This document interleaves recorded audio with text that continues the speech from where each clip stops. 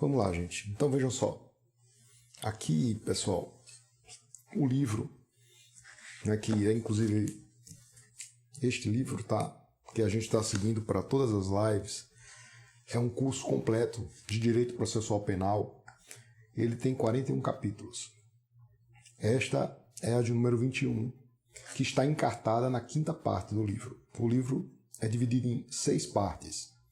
Então, essa última parte, a penúltima parte, de número 5, trata da pragmática do controle dos atos processuais penais.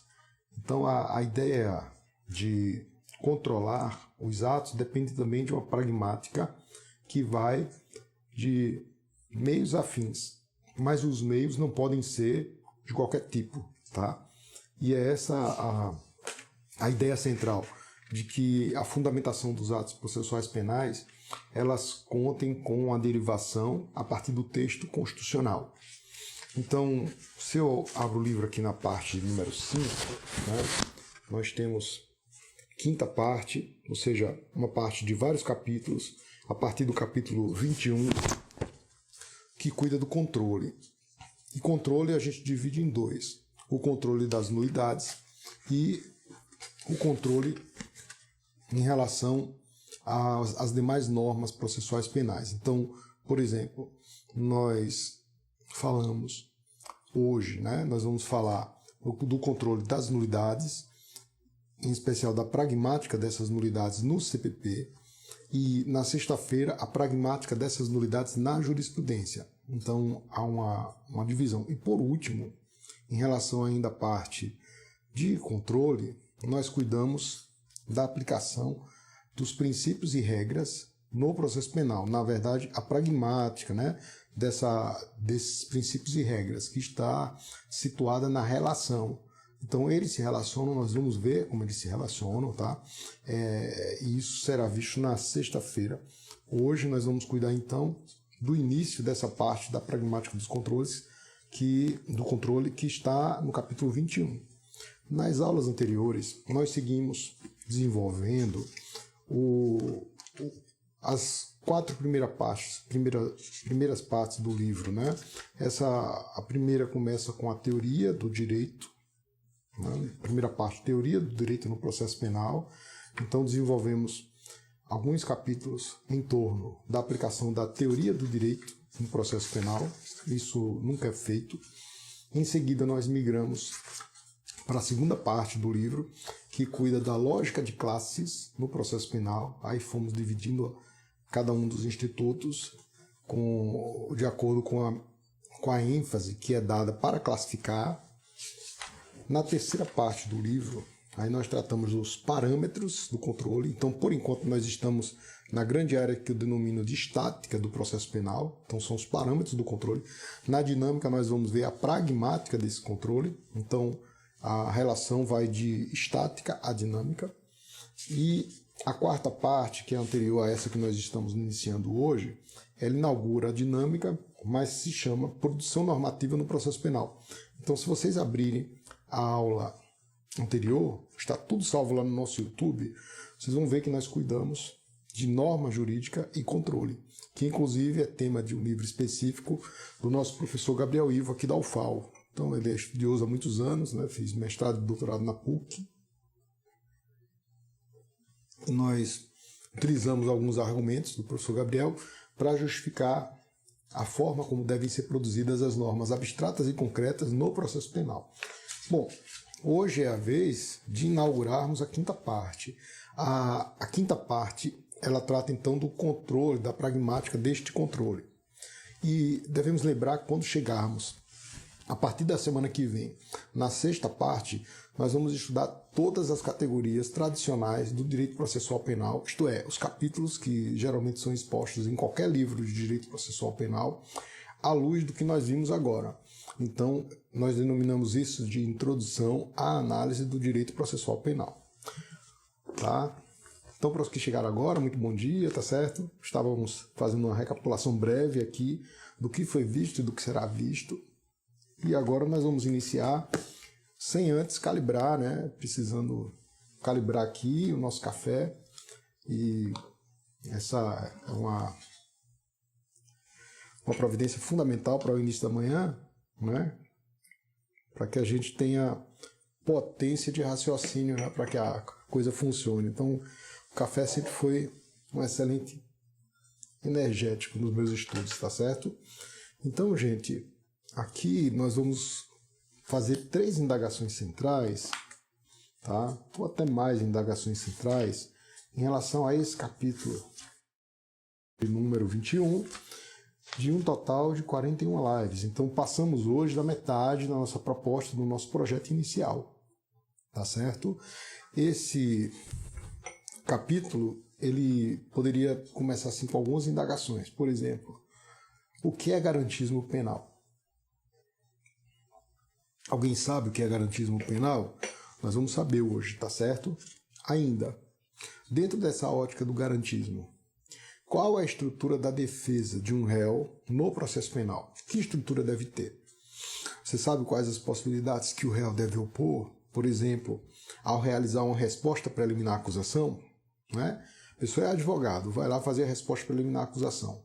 O artigo 396-A do Código diz que você deve alegar tudo que interesse à defesa em relação tanto às matérias processuais como às de mérito. Então, você sabe o que se deve alegar? Você deve alegar, por exemplo, insuficiência de provas. Vamos saber hoje. Ainda, em relação à antinomia, nós vimos o que é uma antinomia, né? Antinomia seria um confronto, né, uma colidência entre normas. Elas podem ser reais ou aparentes. A antinomia entre o artigo 566 e o artigo 251 do Código de Processo Penal, né? Então, o 566 diz que a nulidade não deve ser reconhecida quando não influir na decisão da causa. E também diz que a nulidade não deve ser reconhecida quando não prejudicar a apuração da verdade substancial. Isso conflita com o dever do juiz de velar pela regularidade dos atos processuais. Então vamos saber disso fazendo uma crítica, né? Bom dia a todos aqui que estão nos cumprimentando, tá? Outra coisa, qual a natureza do objeto do direito, né? Em relação à forma como o ser humano pensa, onde é que o direito está? Qual a metodologia que você usa para aplicar o direito? Você está sabendo a metodologia que está usando? Né? Então, assim, muitas das vezes a gente fala as coisas e não sabe exatamente qual o percurso que está fazendo. Aí nós vamos saber, tá certo? Ótimo, Thiago. Doutrina de Ferraioli. Leitura fundamental. Inclusive, vários professores foram tradutores dessa obra. Nós temos ela em português, né? Dentre elas, o professor Fauzi foi tradutor, né? O Fauzi tem um excelente perfil de Instagram, professor Fauzi Hassan Choclo. Além dele, o professor Luiz Flávio Gomes, já falecido, ou seja, foram vários autores que traduziram a obra e ela se torna acessível também no nosso vernáculo em português, tá? Pois é, qual a natureza do nosso objeto jurídico?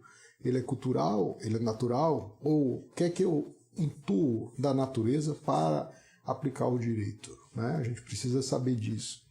Ainda, o rol de nulidades do nosso código, no artigo 564, é taxativo ou exemplificativo? Há controvérsia nisso aí? Então, outra. Qual a noção de verdade substancial? O que isso significa no nosso código? Nós sabemos, né? Outro detalhe. O que é princípio da relevância aplicado à nulidade processual penal? Então são essas questões que eu coloquei agora em dúvida que nós vamos cuidar nesse capítulo.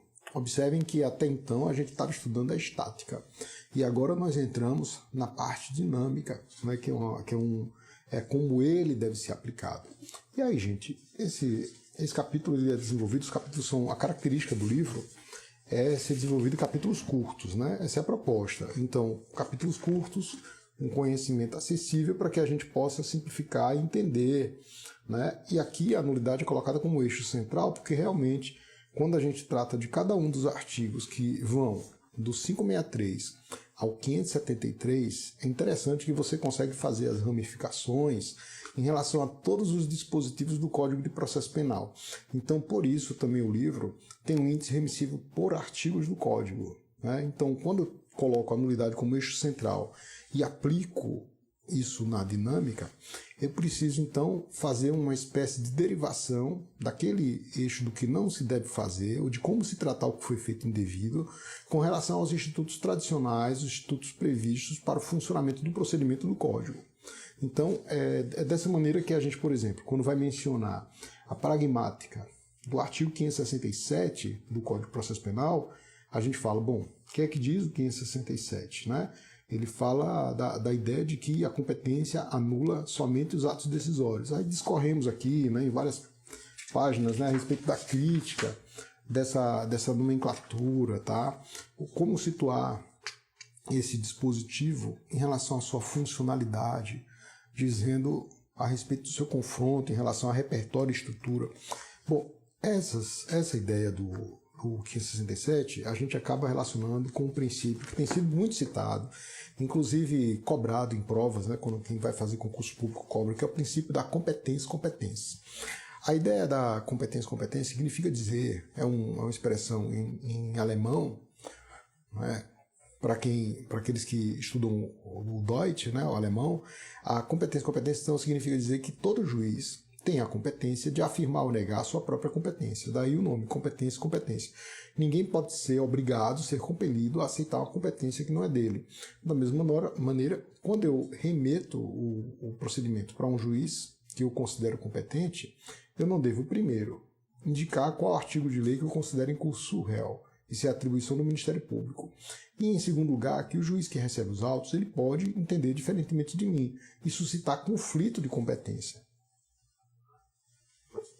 Tá? Então, essa é a ideia central. Relacionamos esse artigo, né, 567, com o princípio da competência, explicando o que é repertório do sistema, e a estrutura desse sistema. Né, que assim, o sistema tem um repertório com o objetivo de dar um tratamento. Então, tudo que estiver fora dos lindes que catalisem os valores, ele pode ser objeto de controle.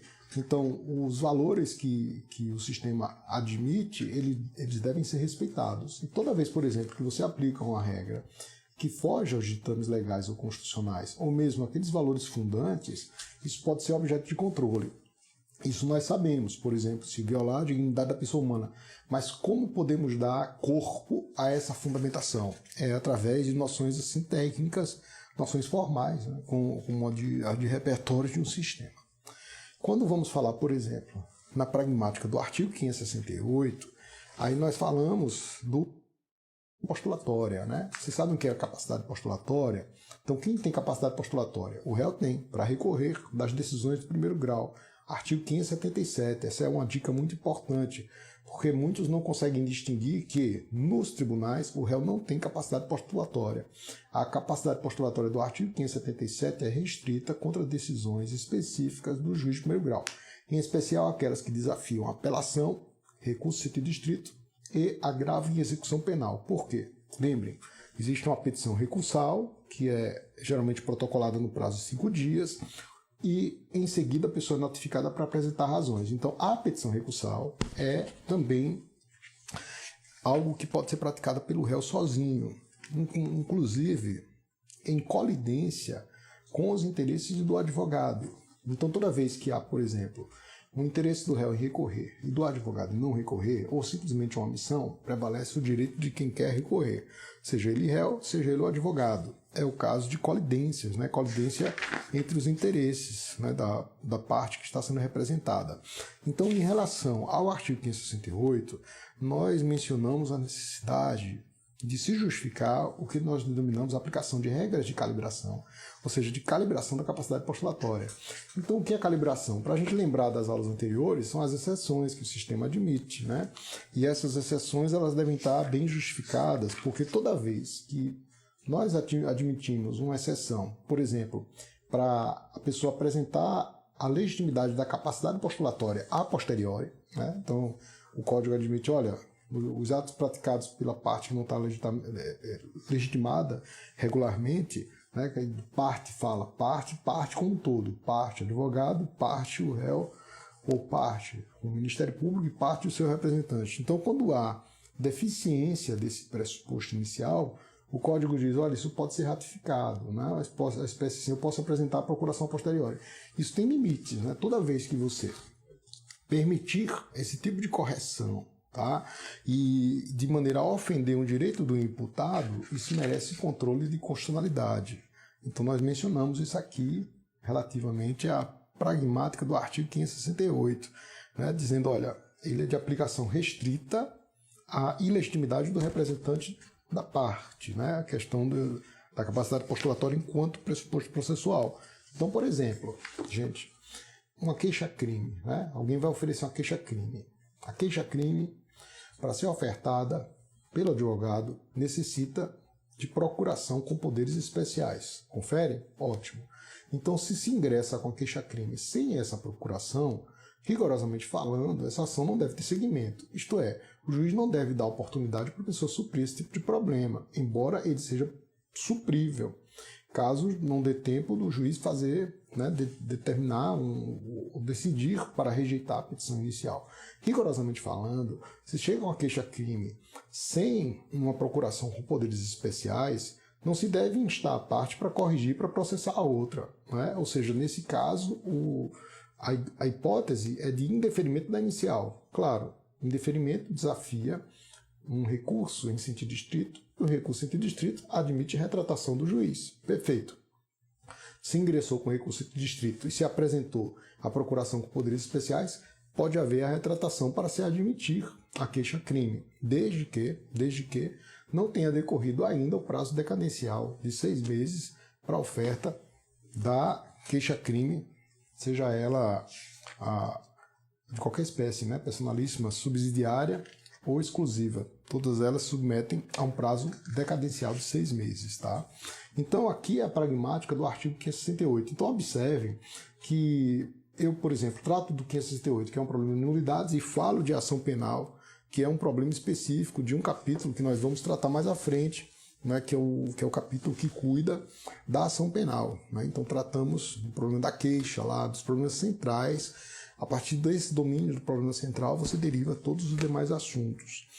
O 569 trata da omissão da representação. Né? Aí a gente aponta as ambiguidades do texto. Tá? E falamos da representação, relacionamos a representação como aquela condição de procedibilidade para a ação penal pública. Né? Então, existem algumas ações penais públicas que são condicionadas à representação. Ela não pode faltar. Né? Nós achamos até que o texto tem difícil compatibilidade lógica, porque geralmente a representação é desprovida de rigor formal. Então, ela ocorre ou não ocorre. Né? Então, o que é interessante a gente perceber no nosso sistema? Que, tirando a lei dos juizados, que curiosamente prevê a possibilidade de você ofertar formalmente a representação ela tem sido tratada doutrinariamente como algo assim desprovido de rigor formal. Ela pode ser, por exemplo, uma manifestação de desejo. Né? Você deseja processar alguém, então segue a delegacia e diz, olha, eu quero que a pessoa responda. Isso já seria a própria representação. Então se fala, olha, no caso de omissão de representação, isso pode ser sanado. É complicado, porque, por exemplo, se eu não tenho a omissão, né, ou se eu tenho uma deficiência da representação, digamos que a pessoa não seja nem sequer um maior relativamente capaz, esse suprimento ele não é possível, a não ser que o juiz tenha recebido indevidamente a denúncia. Né, porque a denúncia em relação a crime cuja ação penal é de iniciativa pública condicionada, ela só poderia ser representada com o implemento dessa condição. Se ela foi recebida sem esse implemento, o que nós temos é uma nulidade grave. Tá? Então, essa relação com o artigo 569 também é demonstrada, né? Relação no sentido de pragmática deste artigo, sabe, gente? Aí, voltando aqui para a nossa sequência, falamos também da pragmática do artigo 570, né? Ou seja, o 570 trata daquela ideia do comparecimento. Você comparece em juízo para dizer, olha, não fui citado, né? Ou fui citado indevidamente. foi citado para o WhatsApp, tá? Então, essa ideia de comparecimento, ela é um pouco confundida doutrinariamente. Primeira coisa, o que nós temos ali é uma nulidade absoluta. Depois, o comparecimento é um fato processual. Então, se prenda bem a isso. O comparecimento é um fato novo, né? Ou seja, é um fato processual ao lado de uma citação viciada, né? Uma citação circunduta, para falar de uma maneira mais ortodoxa, né? Se falava citação circunduta, né? Ou circundução, quando haveria uma nulidade na citação. Então, a citação circunduta, a citação viciada, né? A circundução, ou mesmo a ausência da citação, poderia ser objeto de comparecimento. Mas o comparecimento é um novo ato, na verdade é um novo fato processual. Então, a rigor, você não tem ali convalidação. O que você tem é substituição de um ato pelo fato. Então, se você comparece, você desconsidera o vício anterior porque existe um algo equivalente, que é o comparecimento. Então, fazemos essa explicação também, né, para dizer, olha, temos aqui a possibilidade de saneamento pela ideia de um novo fato. Bom, o 571, né, o artigo 571, fala dos problemas de preclusão temporal. Então, há uma relação muito próxima com os procedimentos específicos e tradicionais. E aí a gente fala, olha, existe uma parte do 571 que trata dos prazos em que você deve arguir a nulidade, que já estão inadequados, estão obsoletos. Isso porque o código foi mudado em vários tópicos, né? Nosso Código de Processo Penal, não custa lembrar, o código tem 80 anos, viu, pessoal? O código é um ancião, né? O Código de Processo Penal. E nesse tempo ele foi muitas vezes modificado, né? E o que acontece? É que alguns dispositivos são modificados, outros não, e aí fica a inconsistência no texto. Então o 571, ele tem aí os lapsos em que você deve alegar a nulidade. E aí a gente lembra que o problema do júri é bem interessante, porque no júri você deve alegar a nulidade assim que elas acontecerem, né? Então aqui a gente tem amigos que eu estou vendo aqui entrando, né? Bom dia para quem entrou depois. Os amigos fazem júri e sabem que você tem que ficar atentos, né? Ou seja, quem é advogado do júri, promotor de justiça, ele tem que ficar ligado, porque se houver um problema ali na sustentação plenária, uma sustentação oral, deve ser anotado imediatamente, senão se perde. Aí o pessoal confunde, diz, olha, existe uma nulidade relativa no júri. Não é. A nulidade, às vezes, uma boa parte das vezes que acontece ali durante a sessão, são nulidades absolutas. Como o caso, por exemplo, do jurado que fica censurando, né? Você fala e o jurado censura, aí o outro fala, o jurado faz assim. Ele, pelo gesto, está se comunicando, e a comunicação entre os jurados é vedada. Eles são, legalmente, juridicamente, são incomunicáveis. Ora, se há incomunicabilidade e isso afeta um elemento essencial, que é o elemento de defesa, né? ou o elemento de acusação, uma acusação escorreita, uma defesa eficiente, nós temos aí uma nulidade absoluta porque viola um elemento que decorre do texto constitucional, uma essencialidade que decorre do contraditório em ampla defesa com os meios e recursos inerentes, ou ainda da plenitude de defesa aplicada ao júri. Então, o que se faz? Você pede para anotar imediatamente. Mas por quê? Porque senão você não consegue demonstrar, você não consegue provar, né? A nulidade vai ficar o dito pelo não dito. Então, o que nós temos ali é uma incidência de preclusão temporal, né? Incide uma preclusão temporal em relação a uma nulidade absoluta. Observem que a preclusão temporal não tem a ver com a essência da nulidade. A nulidade absoluta é assim porque há uma ofensa a um elemento essencial constitucional, né? Mas a preclusão temporal pode produzir efeitos. E qual que é o efeito? Você ficar obstado de demonstrar que houve o vício, tá? Então essa é a pragmática do artigo 571. A do 572 foi objeto de nosso capítulo aqui. Tem um capítulo que eu acho fantástico em termos de conteúdo, que eu pesquiso a partir de Técio Sampaio Ferraz Júnior. Eu acho o Técio assim, um dos juristas mais finos que nós temos. E o Técio fala em regras de calibração. Eu peguei e disse, bom, isso aqui se adequa perfeitamente à ideia do 572. Por quê? O 572 elenca nulidades absolutas, né? Alguns autores dizem nulidade relativa, mas pelo critério da essência, me parece que não há como você dizer, né, que a falta de intervenção do Ministério Público, em qualquer das hipóteses, seja em ação pública ou ação subsidiária, seja nulidade relativa. Não. A intervenção do Ministério Público é obrigatória, inclusive porque é ele que tem o dever, à luz do artigo 127 da Constituição da República, de tutelar a ordem jurídica. A ordem jurídica. Observem que ele não tem a ideia, né, a Constituição não dá a ideia que ele, por exemplo, afirme teses novas. Não é isso, né? O nosso Ministério Público deveria atuar simplesmente na defesa do direito positivo e no direito que é derivado do texto constitucional. Então, inovações fora dos limites do ordenamento jurídico seriam inovações indevidas, ao nosso ver, né?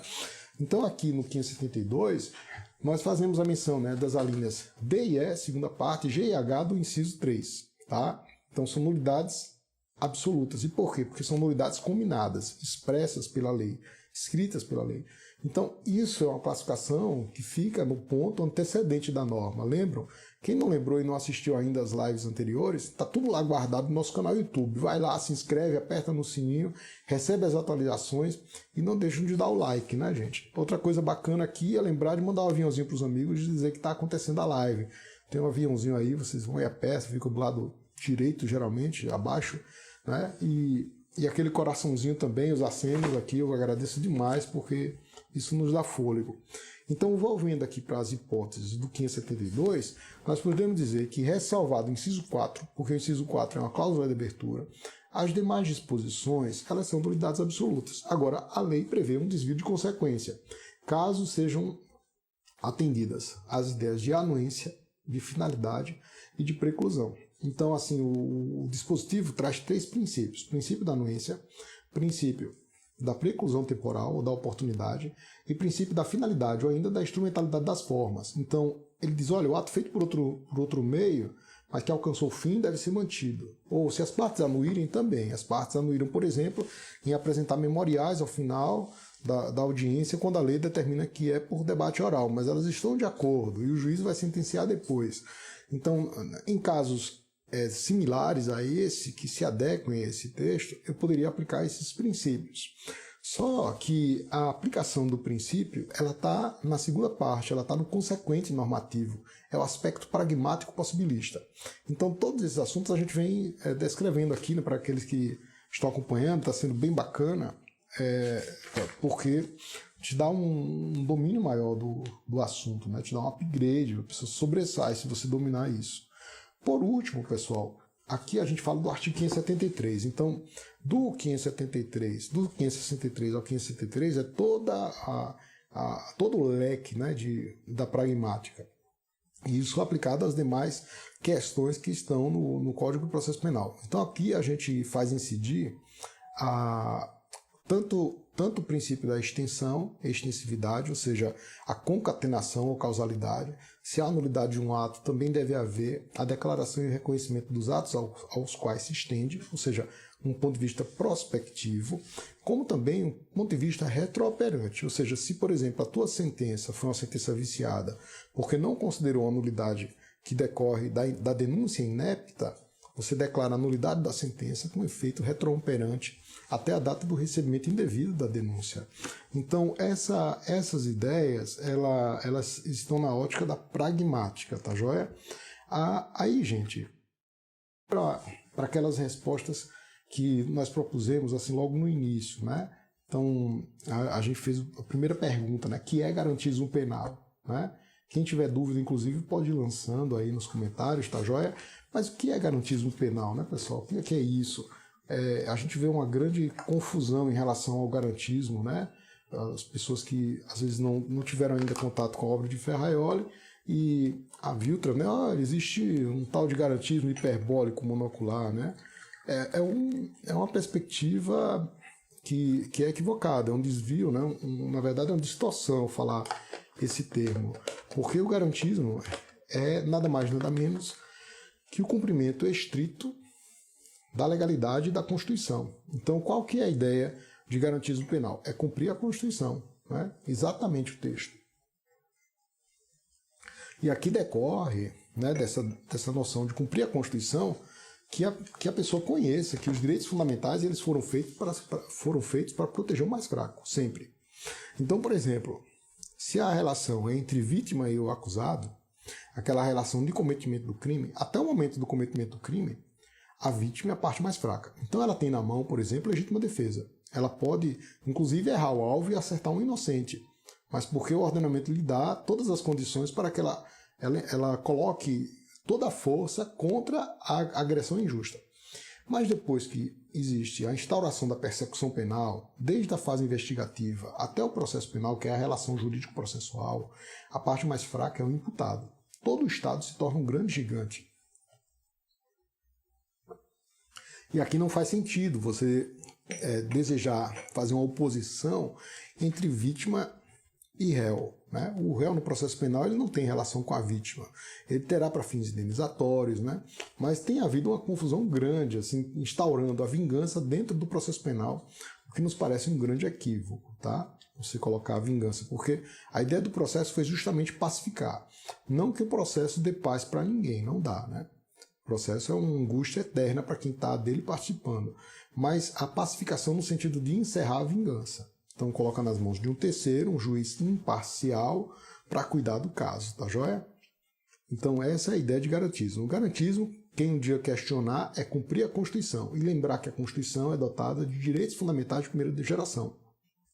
Fora isso, né, fora da lente de Ferraioli, as sugestões e distorções em torno do garantismo penal significa um desvirtuamento, né, para usar as palavras de Simone Schreiber, significa um desvirtuamento das garantias fundamentais, tá joia? Aí a gente diz, bom, pessoal, se eu for aqui, né, para pragmática, por exemplo, do artigo 563, eu tenho lá a noção de prejuízo.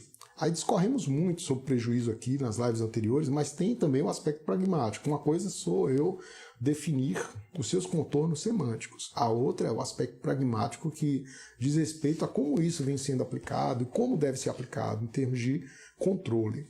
A ideia é fazer um controle de constitucionalidade do artigo 563, né, de lhe dar conformidade com a Constituição.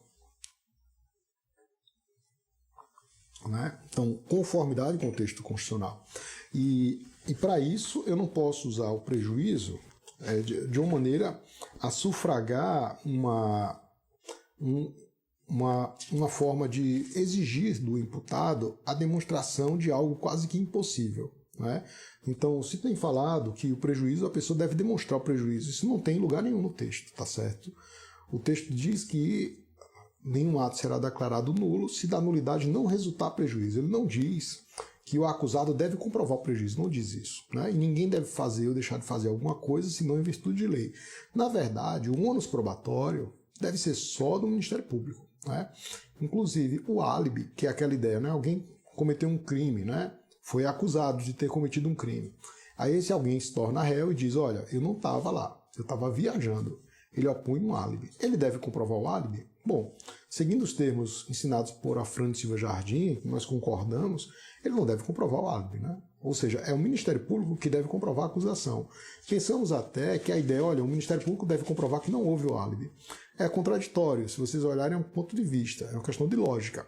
Se o Ministério Público demonstra uma acusação firme, escorreita e inquebrantável, com todos os elementos necessários para evidenciar que a pessoa é o responsável pelo delito, um fato típico, antijurídico e culpável, nesse caso ele não precisa fazer mais nada, né? Então o álibi, como diz o Afrânio, é intuitivo, né? O álibi é intuitivo. Então, quando a gente fala, olha, o álibi é intuitivo, nós enquadramos aqui na intuição sensível do substrato. Então, a interpretação dentro do direito, que seria um objeto cultural, ela vai do substrato ao sentido. Eu diria que existem substratos. Né? Existe o substrato texto, existe o substrato prova, né? Existe o substrato aqueles elementos que estão ali à minha disposição para que eu interprete. E o sentido eu vou otorgar de forma que não saia dos limites do substrato. Então aqui a gente descreve, né, o substrato do direito, tá? E a importância disso para a pragmática das nulidades no CPP e demais normas processuais. Então o direito é um objeto cultural. Né? Mas para ficar fácil, como o propósito é deixar a coisa mais simples, nós partimos, primeiro, de uma obra filosófica que seria de difícil acesso, que é a obra de Carlos Cóssio, e colocamos na prática descrevendo em um quadro. Né? Então aqui, gente, nós colocamos as formas, os métodos que você pode utilizar de acordo com os objetos que você vai examinar. Tá certo? Então, muitas das vezes a pessoa fica em dúvida. Que método que eu uso? Né? Se for um método cultural, né, para enfrentar um objeto cultural, o método é empírico dialético. Tá? Aí quando eu tenho intuição, bom, o método intuitivo puro, né, aí a gente explica, o método intuitivo puro vai dizer respeito aos critérios metafísicos de essência. Tá? Aí já é uma coisa mais difícil que estaria fora do direito. Você pode usar a nível comparativo, mas jamais para ser um método de predileção, né, do direito. E aí falamos, olha, existe além do objeto metafísico, do objeto cultural, que nós já mencionamos, os objetos ideais e os objetos naturais. Para cada um desses objetos, existe um método apropriado. Então, aqui é o que nós falamos, olha, como acontece a cognição humana? Você sabe como você está pensando, né? Sabe como nós vamos aplicar, por exemplo, isso para inferir um álibi e dar tratamento probatório a ele? Isso vai te dar um upgrade em termos de domínio. Então, aqui, a partir de definir bem os objetos, aí nós falamos, né, a questão do prejuízo, né? E essa noção do prejuízo tem primeiro, o que eles dizem, chamam, né, até o autor Luiz Fernando de Moraes Manzano, ele colocou a expressão aqui que a gente achou que ela explica adequadamente o fenômeno, né? Que é a ideia do prejuízo evidente, né? Existem os juízos evidentes, apodíticos, né? E existem juízos assertóricos, tá? Então, de fato, a noção de prejuízo embutida naquelas disposições que tutelam garantias fundamentais são prejuízos evidentes, tá? São prejuízos, então, apodíticos. E existem outros que dependem de mais argumentação, que seriam juízos assertóricos.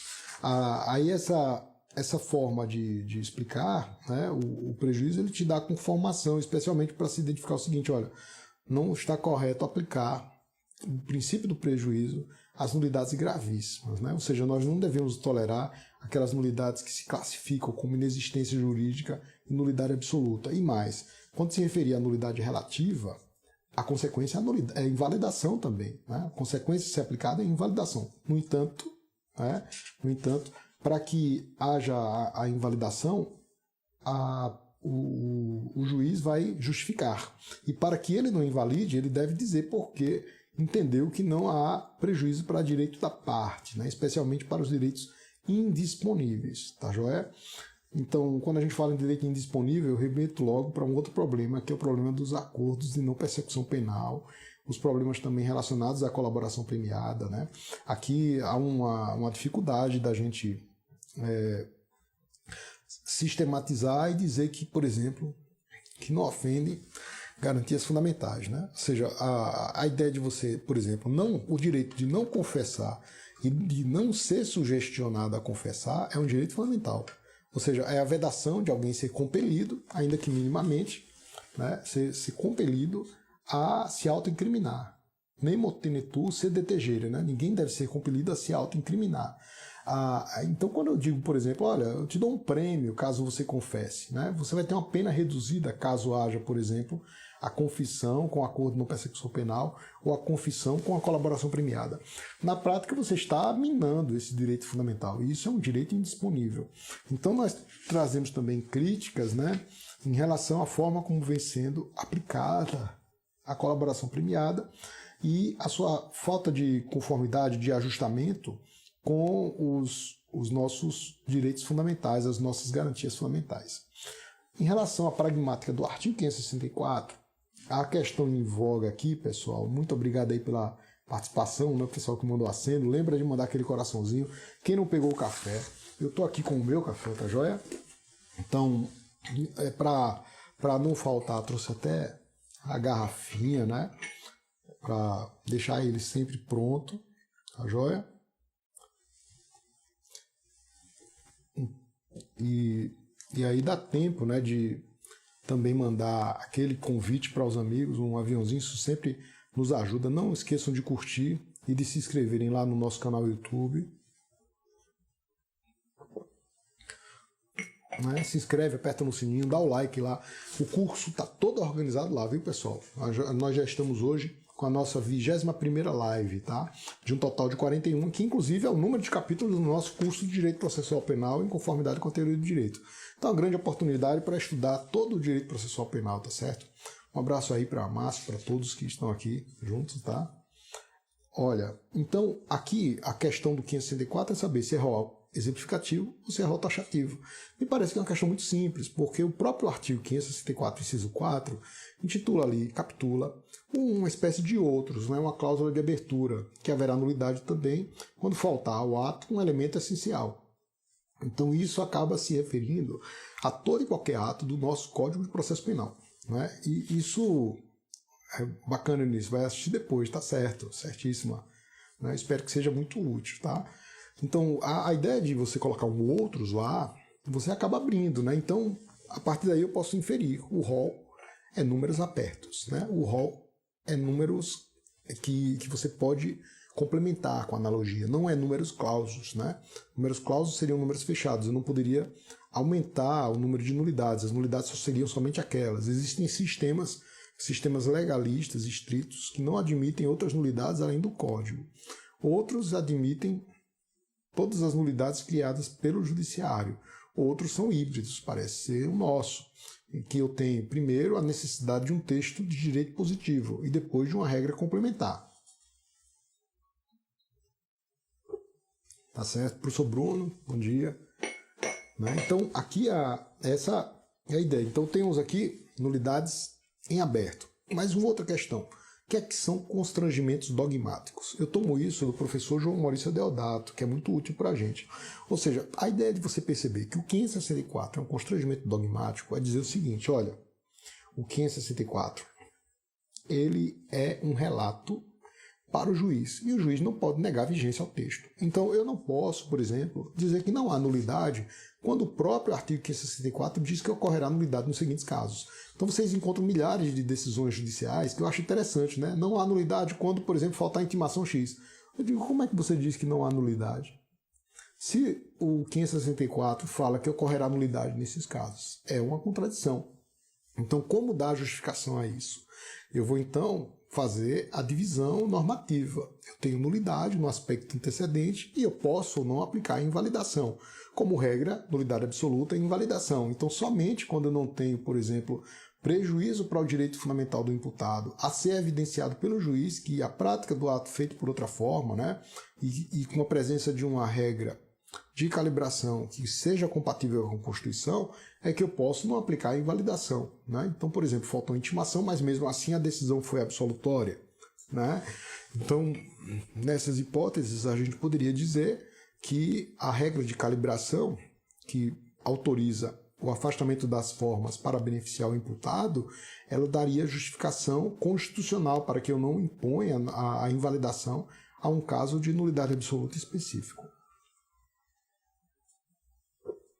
Né? Então essa é uma questão de fundamentação, né? Muito importante, tá certo? A outra pragmática que nós tratamos, e aqui nós estamos respondendo já as questões, né, como fizemos em relação ao garantismo, é ainda da defesa técnica. Né? Assim, o artigo 565 ele fala de boa-fé objetiva. Vê que coisa complicada. Como é que eu posso exigir boa-fé objetiva de réu no processo? Tudo bem. O réu não pode causar lesão aos órgãos estatais. Né? O réu não pode cometer crimes para, por exemplo, evitar o processamento do processo. Não pode destruir provas. Né? Mas uma coisa bem diferente é você exigir cooperação do réu. Né? Cooperação ajuda aos órgãos estatais para sua própria condenação.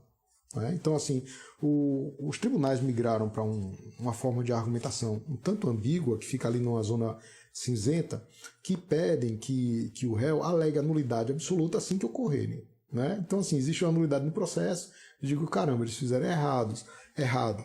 Aí eu réu, tenho a obrigação de dizer ao juiz, olha, você se equivocou no seu mistério, na sua atribuição. Ou então dizer ao Ministério Público, olha, elabore uma petição inicial mais bem feita para que eu possa ser condenado de maneira justa. Né? Então observem que isso é um contrassenso em relação ao direito de liberdade, ou seja, quem está sendo processado, ele tem direito a duas formas de defesa, e aqui a gente explica. Defesas dilatórias e defesas peremptórias. A dilatória é o direito que a pessoa tem de opor objeções que dilatem o procedimento para aumentar as chances de sua absolvição. A peremptória é a que tem argumentos obstativos que impedem realmente o acolhimento sem que haja, por exemplo, uma divergência lógica muito grave. Né? Então, a pessoa tem direito a opor objeções, tanto por meio da autodefesa, por exemplo, quando eu fico em silêncio, né, é uma forma de exercício da minha autodefesa, ou através da defesa técnica, por intermédio de advogado. Então, exigir, por exemplo, que o advogado, por petição, aponte, por exemplo, olha, não houve ali a resposta preliminar à acusação, você tem que assegurar o direito de resposta preliminar à acusação, viu? O próprio advogado dizer isso para, por exemplo, não ser arguída a nulidade lá na frente, é algo complicado, porque é o Ministério Público e o juiz que tem o dever de providenciar isso em torno das suas próprias atribuições legais. O próprio artigo 251 do Código de Processo Penal diz que o juiz é responsável pela regularidade dos atos processuais. Então, o que é que faz o Estado às vezes? Exige que o réu diga isso antes, né? Olha, você deveria ter dito anteriormente, tá? The duty to mitigate the loss, o dever de mitigar o prejuízo, the duty to mitigate the loss, ou então o dever de cooperação processual, o dever de boa-fé. Vejam, gente, você ter boa-fé com o propósito de ajudar a sua própria condenação é algo assim incompatível. Tem um artigo assim um tanto polêmico, mas não deixa de ser ilustrativo, que é de Eduardo Marrom, sobre a fuga, né? Dizendo que a fuga é um direito constitucional reconhecido. Na época, o ministro Marco Aurélio também deu uma entrevista dizendo que o réu tinha direito de fugir. Da forma como expressa, às vezes causa uma grande polêmica, porque realmente não é bem um direito assim, já assegurado na lei. Mas disso nós podemos assegurar, né? A gente pode deduzir, derivar uma questão que nos parece correta. É que a pessoa ela tem um direito natural intuitivo de evitar ser preso, de resistir, né? E quando você diz, olha, você tem que cooperar, você está quebrando o direito de resistência, que é um direito que foi reconhecido, né, já tem algum tempo, especialmente no Iluminismo, com John Locke, né? Então, a ideia de resistência seria uma ideia fundamental que está no patrimônio patrimônio jurídico do imputado. Bacana? Então aqui nós fazemos essa dissecação, né? A gente disseca o direito de defesa, a vedação a compelir alguém a se auto-incriminar, né? E em relação também ao garantismo penal, apontando que há uma espécie de antinomia, ou seja, de conflito normativo entre o 565 e o 251, tá? Aqui, pessoal, ainda falando do garantismo, né, há pontos de vista de definição do garantismo. Ele é uma forma de você punir menos, de cognição, ou seja, quando fala cognição é epistemológico, de conhecimento, né, de conhecer. Então, como se conhecer? Conhecer limitadamente, conhecer de acordo com os limites do direito positivo, né? Então é epistemológico. Sob o aspecto político, né, ele teria a ideia de minimizar a violência estatal e maximizar a liberdade, se fundando em bases não só de direito positivo, mas que acabam tendo justificação nos direitos mais essenciais, naturais.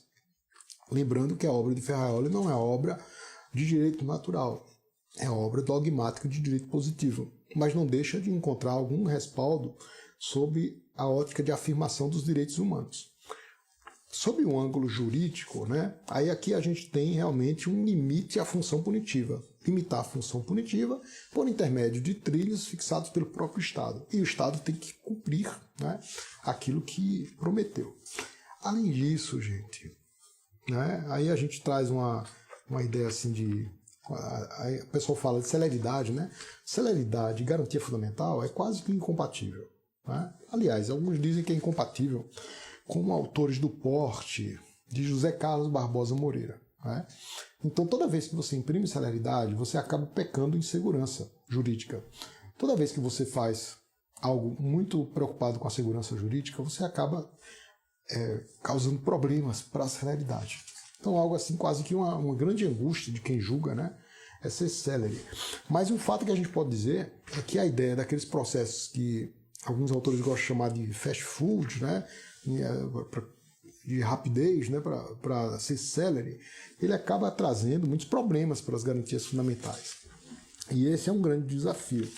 Então, falamos, né, do artigo 566 enquanto elemento relacionado à verdade real, Aí aqui a gente faz uma crítica em torno da verdade real, da verdade formal e da verdade substancial, para falar de uma verdade mais do que formal, de cumprimento de estrita legalidade. A verdade mais do que formal, né, é confrontada com os problemas de impeditivas de nulidade, como se fosse possível impedir nulidade. Né? Alguns autores falam impeditivas de nulidade, não poderá arguir a nulidade. A parte sempre poderá arguir a nulidade, né? Sempre. Ela vai arguir a nulidade sempre. E o juiz poderá rejeitar a nulidade. Né? Então, assim, você dizer, olha, não poderá arguir a nulidade, parece que não faz sentido, né? É um sem sentido deôntico, tá certo? Sem sentido deôntico. Então, nesse capítulo, nós explicamos essas relações, né, dos artigos 563 ao 573 em relação aos assuntos do processo penal, de todo o processo penal, ou seja, a nulidade chega como eixo central dos demais assuntos. Tá? Aí aqui eu já tenho condições de responder algumas questões que colocamos lá no início da live. Né? A antinomia entre o artigo 566, né, e o 251, né, existe conflito, contradição entre aquela regra de que o 251 que fala que o juiz tem o dever de velar pela regularidade dos atos processuais, e outros dispositivos que mencionam a possibilidade de convalidação de nulidades, esperando uma espécie de cooperação do réu, né? Ou seja, ninguém pode se valer da própria torpeza, né? Ou seja, não poderá alegar nulidade aquele que tiver interesse na alegação, ou ainda preclusão, se não tiver alegado no primeiro momento que deveria ter falado nos autos. Há conflito? Nos parece que sim, né? Porque se o dever é do juiz de cuidar para fazer a coisa certa, para fazer o ato de acordo com o ordenamento jurídico, você não pode colocar nos ombros do imputado apenas, como tem sido feito, né? Só nos ombros do imputado, o fato de não ter sido reconhecido o vício na época que tem sido reproduzido o ato, quando ele é que vai sofrer os efeitos negativos ao final de uma condenação, por exemplo. Então aqui haveria uma inconstitucionalidade, incompatibilidade também, antinomia, entre o artigo 566 e o 251, tá? Aqui César está me perguntando, né? Quanto à verdade real, não vejo como ter a anualidade quanto a esse fator, visto que não há investigação positiva, né? A ideia de verdade real, César, ela vem sendo muito criticada por autores como um dos livros de referência, né? O de Khaled Salid. Ele fala sobre isso, né? E acaba casando um pouco com o que nós mencionamos aqui. O professor Afrânio Silva Jardim, que é uma das nossas referências teóricas, ele propõe, ele tem uma outra proposta, ele propõe a substituição do termo verdade substancial por princípio do convencimento do juiz, ou seja, como se o juiz tivesse obstinado a se convencer, não se convencer da condenação, mas simplesmente se convencer. Eu tenho alguma divergência nesse ponto, né? Eu acho muito incrível que o professor ele vai lá na parte dogmática e toca num ponto fundamental, que é aquela necessidade humana, né, de querer saber a verdade, ou seja, todo ser humano quer se convencer, né? Isso parece muito natural, mas a gente tem que também fazer uma relação com a ideia de evitar a quebra da imparcialidade. E aí parece uma tendência doutrinária de se propor que o juiz não produza prova de ofício, né? Ou seja, nem mesmo supletivamente. Ou seja, se a parte não se desincumbir, ele simplesmente absolve. E a gente tenta uma forma de que o juiz ele sempre faça a missão dele, que é simplesmente julgar. E as partes que produzam sua atividade. Quando estamos lá no direito, no juiz das garantias, né? naquela parte inicial investigativa, aí o juiz teria, como de fato tem durante todo o processo, o dever de velar pelas garantias fundamentais, cuja franquia seja submetida à cláusula de reserva jurisdicional, cuja franquia seja reservada ao Poder Judiciário, como menciona ali o artigo 3º-B do Código de Processo Penal, cuja vigência foi suspensa por medida cautelar monocrática do Supremo Tribunal Federal, né? Então essa é a ideia, né? Ou seja, dá muito pano para manga falar de verdade real. E nesse tópico, nessa nossa live, né, de número 21, e no capítulo 21 do curso de Direito Processual Penal em Conformidade com a Teoria do Direito, nós dedicamos muitas páginas falando sobre o problema da verdade real e fazendo um confronto. A nossa proposta é uma verdade mais do que formal, né? Ou seja, a gente não se contenta apenas com a forma, mas a gente também evita se afirmar a verdade por provas que não seja uma verdade lastreada nos ditames do direito positivo. Tá? Então, toda vez que a lei diz, olha, a confissão não vale sozinha, inquérito policial não vale sozinho, né? Colaboração premiada também não vale isoladamente. Então, isso são limites formais. Então, por isso que mais do que formal. Vejam, o silêncio não pode prejudicar o imputado. Veja que essas regras, elas significam regras probatórias de ônus da prova para o processo civil. Mas para o processo penal, nós não nos contentamos com o silêncio ou com presunções para afirmar a condenação. Você pode presumir para afirmar a absolvição, mas presumir para condenar, não. Tá? Aqui, Leandro, o juiz não deve ser apenas um condutor, né? Creio que deve ser um garantidor do devido processo. Essa ideia está perfeita quando a gente percebe que ele tem alguns deveres constitucionais. Então, naquilo que for constitucional, parece ser bem adequado, tá? A ideia, por exemplo, de relaxar a prisão ilegal é de ofício, né? E também de coibir um processo ilícito é de ofício. Agora, muito cuidado, ele tem esse dever de coibir quando ele tem competência a respeito do ato. O que é que eu quero dizer com isso? Depois de recebida uma denúncia, recebido um processo, ele não pode voltar atrás para rejeitar a denúncia, não dá, né? Não pode voltar atrás para rejeitar.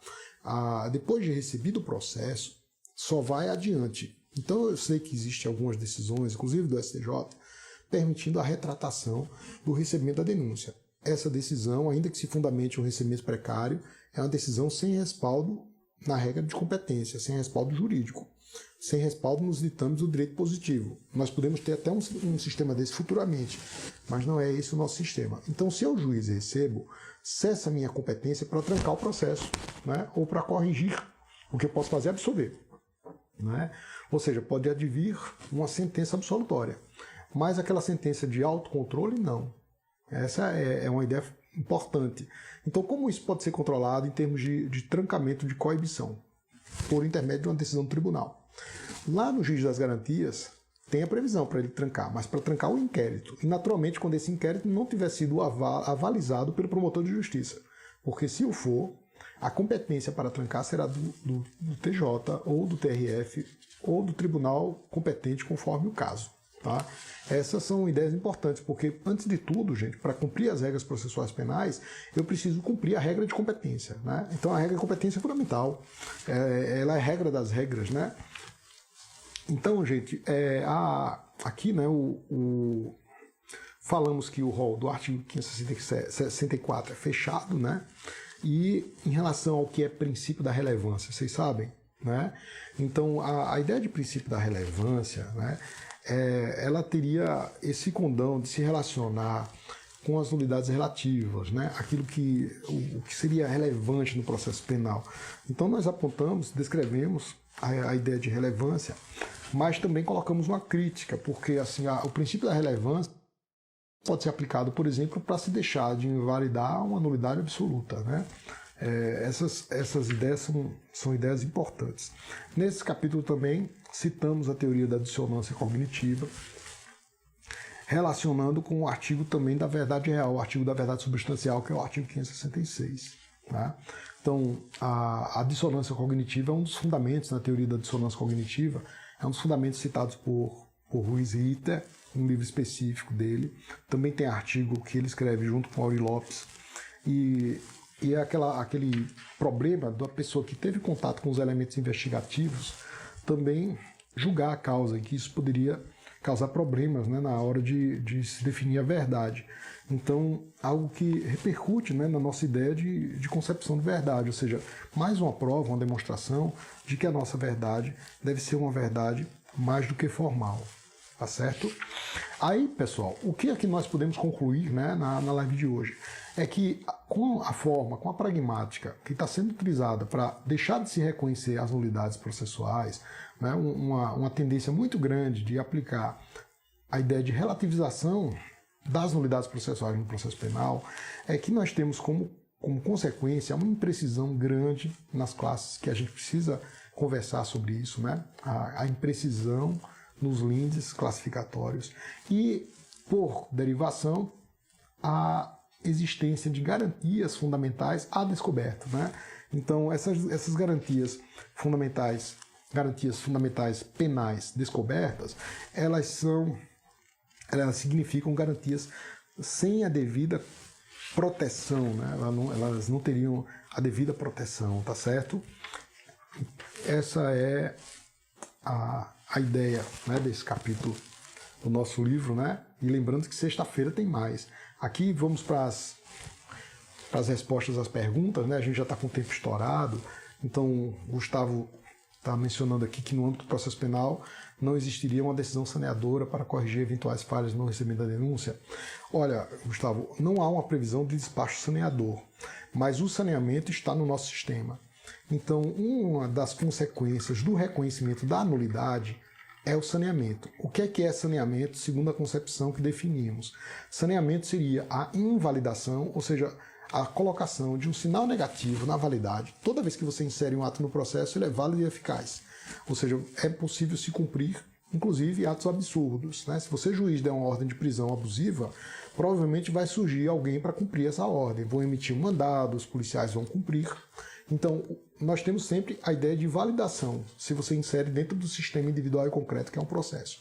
Agora, quando você percebe que houve equívoco e controla, seja você o próprio juiz, seja o tribunal, você está a sanear. O que é o saneamento? É você colocar o sinal negativo, invalidar e determinar ou realizar a prática de um novo ato. Então isso é feito o tempo todo, né? Com base no artigo 251, né, o juiz tem o dever de velar pelos atos processuais, pela regularidade dos atos processuais. Então a ideia é como se fosse de um saneamento contínuo. Agora, muito cuidado, que para realizar o saneamento é necessário que antes se tenha competência para isso. Bacana? Mais perguntas, gente? Deixa eu dar uma olhadinha aqui na tela, né, para ver se nada passou. Muito obrigado pelos cumprimentos aqui de todos, tá? E se vocês tiverem dúvidas, pode colocar aqui que a gente responde, tá certo? Ainda dá tempo de mandar o coraçãozinho, de tomar aquele café, tá?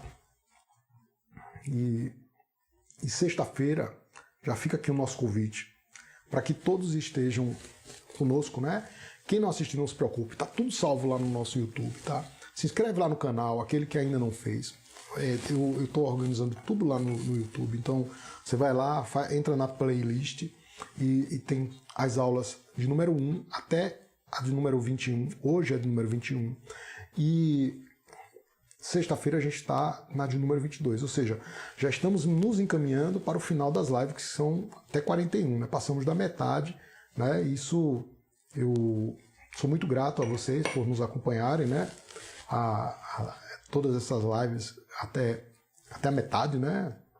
Ou seja, já é um motivo de se comemorar, porque 41 lives, 20 lives não são 3, 4 lives, são uma live por capítulo, conforme nós prometemos, e sempre nesse horário, na segunda, terça e sexta-feira de cada semana, tá certo? Então, sexta a gente faz uma live tratando ainda do problema do controle dos atos processuais penais, em especial da dinâmica dos atos processuais penais, cuidando do seguinte tema: pragmática das nulidades na jurisprudência. Aí, gente, a gente vai fazendo uma análise do que se tem dito na jurisprudência e relacionando a jurisprudência com categorias do processo penal e da teoria do direito. Bacana? Obrigado, Silvio. Obrigado, Luciano. Um ótimo dia para todos. Um beijo no coração. Um abração. Tchau, tchau. Oi, Leandro, ainda, né? No caso, nulidade absoluta. Leandro, muito cuidado. Essa pergunta é importantíssima. Por quê? Se você, por exemplo, se verifica como incompetente absolutamente, eu, juiz, estou com o processo e percebo a minha incompetência. E digamos que eu tenha praticado alguns atos que são atos ilícitos, né? Tenho me equivocado. Eu não posso nulificar os atos mais. Por quê? Porque eu verifiquei a minha incompetência. Eu simplesmente afirmo a incompetência e remeto o processo para o juiz que o seja. Assim também faz o tribunal.